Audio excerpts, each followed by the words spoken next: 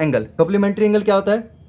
तो complementary angle का मतलब है sum of two angle is 90 degree. जब एंगल 1 और एंगल 2 का सम 90 आता है तो हम बोल सकते हैं वो कॉम्प्लीमेंट्री एंगल है। अगर उनका सम 90 से ज़्यादा कम आता है तो वो कॉम्प्लीमेंट्री एंगल नहीं कहलाएगा। इसलिए कॉम्प्लीमेंट्री एंगल का मतलब दोनों का सम 90 है तो कॉम्प्लीमेंट्री एंगल कहलाएगा।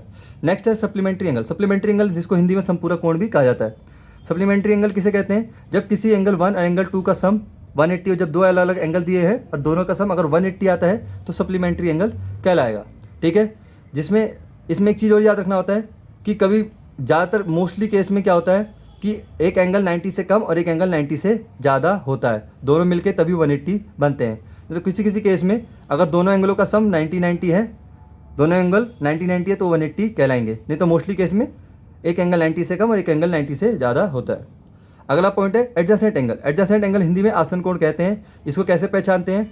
इसमें दो एंगल होते हैं जिनमें एक कॉमन आर्म होता है। कॉमन आर्म मतलब एक कॉमन भुजा होती है। इस एंगल की बात करें एंगल 2, इस एंगल की बात करें एंगल 1, तो देखें कि एंगल 1 और एंगल 2 में ये जो भुजा है, ये आर्म है, ये दोनों में आ रही है। इसलिए इसको पहचानने का तरीका क्या है? एक कॉमन आर्म होता है और एक कॉमन वर्टेक्स भी होता है।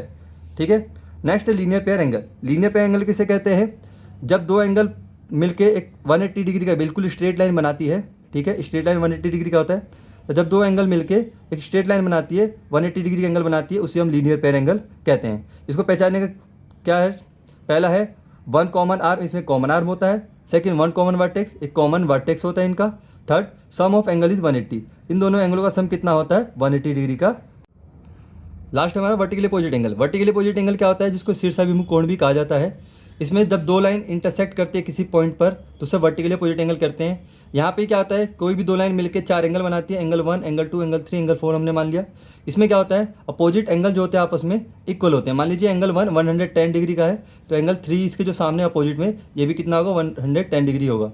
जैसे मान लीजिए एंगल 2 70 डिग्री है तो ऐसे एंगल 4 भी कितना होगा? 70 डिग्री होगा। तो हम बोल सकते हैं वर्टिकल अपोजिट एंगल क्या होता है?